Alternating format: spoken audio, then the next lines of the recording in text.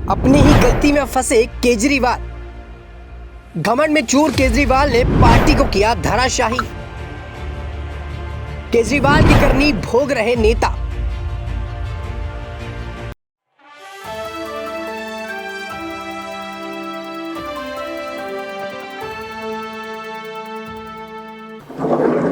नमस्कार, आप देख रहे हैं नेक्स्ट न्यूज पॉलिटिकल बाइट। मैं हूं आपके साथ आकाश त्रिवेदी।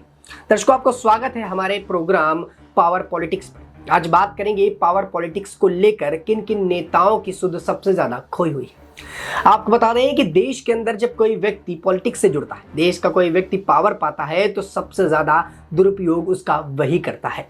आम आदमी तो बस आम आदमी ही रह जाता है और पॉलिटिक्स में आने वाला आदमी महान बन जाता है। क्या दर्शकों, आपको बता दें कि जिस तरीके से इस वक्त आम आदमी पार्टी की मुश्किलें बढ़ी हुई हैं और कहीं ना कहीं आम आदमी पार्टी की मुश्किलें उनके ही कारण बढ़ी हुई हैं। आप अगर गौर करें तो आम आदमी पार्टी के नेता अपने रुतबे पर जीते हैं। आम आदमी पार्टी के तमाम नेता अपने ही बयानों में फंसते हैं क्योंकि वो सत्ता के नशे में चूर रहते हैं, पावर और पॉलिटिक्स का गलत इस्तेमाल करते हैं। और यही वजह है कि आज आम आदमी पार्टी के ज्यादा से ज्यादा नेता जेल जाते हुए नजर आ रहे हैं। बात अगर करें मनीष सिसोदिया की तो जेल में, बात सत्येंद्र जैन की करें तो जेल में है, और संजय सिंह भी अभी जेल में है। और कहा जा रहा है कि संजय सिंह की सुनवाई अभी नहीं हो सकती है और आने वाले वक्त पर अगर सुनवाई होगी तो टल सकती है।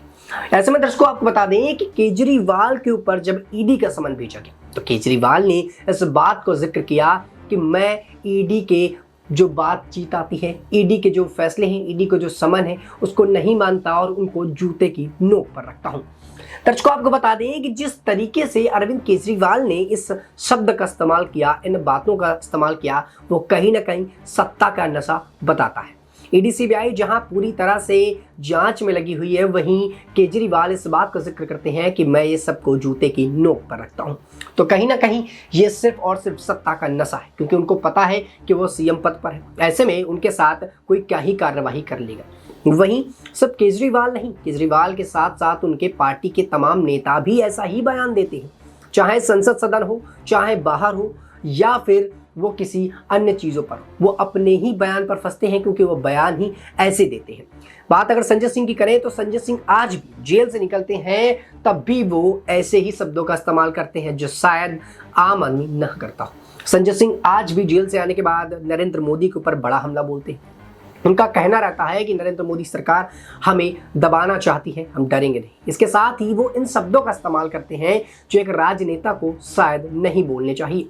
एक राजनेता के रूप में लोग उन्हें देखती है और बहुत लोग उनको पसंद करते हुए उनको अपनाने की कोशिश करती है, उनके जीवन को अपने जीवन पर ढालने की कोशिश करती है। लेकिन आम आदमी पार्टी के नेता ये सब कुछ शायद नहीं जानते और अपने पावर और पॉलिटिक्स के चक्कर में वो क्या कुछ नहीं करते। आपको बता दें कि सत्ता का नशा दर्शकों सबसे बुरा नशा होता है। अगर आप एक काम करते हैं तो चाहे आप ना बोलें, आप एक बिजनेसमैन हैं तो शायद आपके पास उतना ज़्यादा घमंड ना हो, लेकिन आप अगर पॉलिटिक्स में, आप अगर देश की राजनीति पर कहीं हिस्सा रखते हैं तो आपका जो घमंड होगा वो साते आसमान पर होगा। एक आईएएस पढ़ाई लिखाई कर कर, इतनी मेहनत कर कर अपने पद पर जाता है, वहीं एक अनपढ़ एमएलए भी देश के अंदर उन पर राज चलाता है। तो एक पॉलिटिक्स का जो नेता होता है, जो एक राजनेता होता है, वो किस कदर अपनी सत्ता का दुरुपयोग करता है, इस बारे में भी चर्चा कर लेंगे। आप सोचिए कि एक नेता जब किसी बड़े पद पर जाता है, या बात कर ले एक प्रधान जब विधायक बनता है, तो वो अपने पद की गरिमा को भूल जाता है, लगातार ऐसे कामों पर साथ देता है जो शायद देश के लिए सही नहीं है। आप देखेंगे तो तमाम ऐसे नेता हैं और तमाम ऐसी खबरें आपको मिल जाएंगी जहां पर विधायक, नेता और बड़े बड़े जो है राजनेता इस पर शामिल रहे और घोटाले करवाए। यही घोटालों का आरोप आज जब आम आदमी पार्टी के नेताओं पर लगता है तो वो भड़कते हैं और दूसरी पार्टी के नेताओं पर हमला बोलते हैं, उनके ऊपर इल्ज़ाम लगाते हैं कि उनकी वजह से ये सब हुआ है। ऐसे में दर्शकों, आपको बता दें कि जो घोटाले होते हैं ये सिर्फ और सिर्फ सत्ता के चक्कर में होते हैं। हम और आप घोटाले नहीं कर सकते। हम और आप अगर 4 रुपए भी किसी के ले लें, किसी से 1000 रुपए भी ले लें, तो हम पर कार्रवाई होने की बातें कर जाती हैं और कई बार देखा गया है कि लोग जेल भी चले जाते हैं। लेकिन इनके पार्टी के नेता, या बात कर ले देश में पॉलिटिक्स, तो जो देश के पॉलिटिक्स से जुड़ा है, जो देश की सत्ता से जुड़ा हुआ है, उनके साथ कार्यवाहियां नहीं होती। कहीं ना कहीं इसका सीधा असर जाता है कि किस प्रकार से देश के अंदर लोगों के अंदर सत्ता का नशा चढ़ा है। और आपके पास अगर इसका नशा है, आपके पास अगर पॉलिटिक्स है, अगर आप पॉलिटिक्स से जुड़े हुए हैं तो आप देश के अंदर कुछ भी कर सकते हैं। आम आदमी पार्टी के नेता अरविंद केजरीवाल का भी जो ये बयान आया वो भी इसी से जुड़ा था। केजरीवाल ने भी इसी बात का जिक्र किया कि देश के अंदर जो ईडी है एक एजेंसी मानी जाती है जो स्वतंत्र रूप से काम करती है। ऐसे में ईडी के द्वारा जो समन भेजा गया उस पर अरविंद केजरीवाल ने इस बात को जाहिर कर दिया कि इनकी बातों को, इनके समन को हम जूते की नोक पर रखते हैं। तो कहीं ना कहीं ये सिर्फ और सिर्फ सत्ता का नशा है।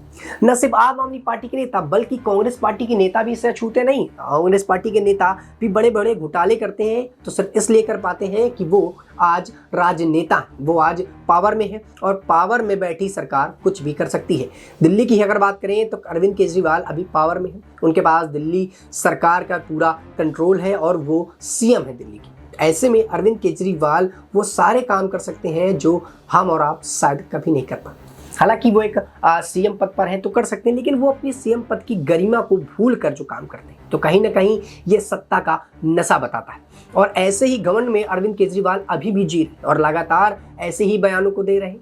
वो जब भी फंसते हैं तो दूसरे नेताओं पर इल्ज़ाम लगा देते हैं और अपनी आप को बचाने की कोशिश करते हैं और कई बार उनके जो अभ्रामक बयान आते हैं वो सबसे ज़्यादा ठेस पहुंचाते हैं देश की आम जनता को और इनके फैसले से भी दिल्ली की जनता सबसे ज़्यादा परेशान होती है। ऐसे में दर्शकों आपको बता दें कि इस देश के अंदर सबसे ज़्यादा अगर कोई क्राइम होते हैं तो वो पॉलिटिक्स के चलते ही होते हैं, क्योंकि आज के वक्त में जो नेता है, जो विधायक है, जो एमएलए है, वो इस कदर चीज़ों पर शामिल ही होते हैं और ऐसे ही लोगों का सामर्थ्य पाकर आज में के टाइम पर देश के अंदर सबसे ज़्यादा घोटालों की बात कर लें हम, अगर हम क्राइम की बात कर लें, हम बलात्कार की बात कर लें तो सबसे ज़्यादा होते हैं और कहीं ना कहीं उसके पीछे एक बड़ा हाथ पॉलिटिक्स का होता है, राजनेताओं का। और ऐसे में ही देश के अंदर लगातार ये सारी चीज़ें बाहर जा रही हैं।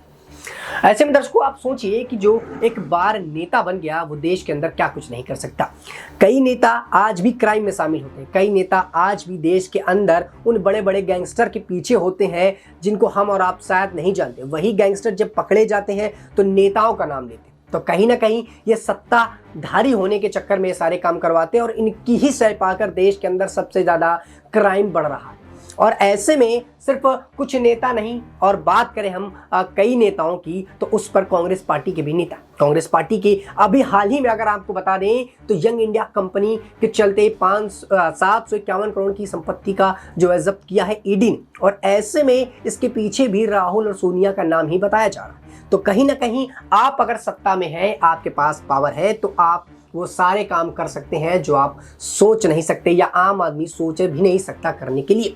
और यही आज के टाइम पर पॉलिटिक्स पर बैठे राजनेता कर रहे हैं, राजनीति से जुड़े हैं लेकिन घोटालों पर घोटाले, क्राइम पर क्राइम कर रहे हैं। और हाल ही की रिपोर्ट में यंग इंडिया ने जो बताया है उसके हिसाब से मनी लॉन्ड्रिंग केस पर ही ये पूरा मामला जो है डिपेंड करता है। और ईडी ने इसी चक्कर में 751 करोड़ रुपए यंग इंडिया प्राइवेट लिमिटेड के जब्त किए और इसके पीछे जो 76% की जो हिस्सेदारी थी वो कांग्रेस पार्टी के नेताओं की थी।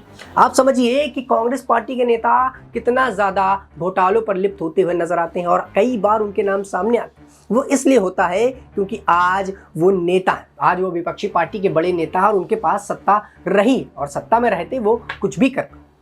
दर्शकों, इस पूरे मुद्दे पर आप अपनी क्या रखते हैं? क्या सचमुच देश के अंदर सत्ता लोभी आदमी लगातार देश को खराब करने का काम कर, देश के अंदर घोटालों पर जो राजनेता हैं वो हासिल जो है इस पर शामिल है? क्या देश के अंदर जो क्राइम बढ़ रहा है उसके पीछे भी राजनेता है? आप अपनी राय हमें नीचे कमेंट बॉक्स में जरूर दीजिएगा। फिलहाल के लिए इतना ही। देश दुनिया की तमाम खबरों से जुड़े रहने के लिए आप देखते रहिए नेक्स्ट 9 न्यूज़ पॉलिटिकल बाइट।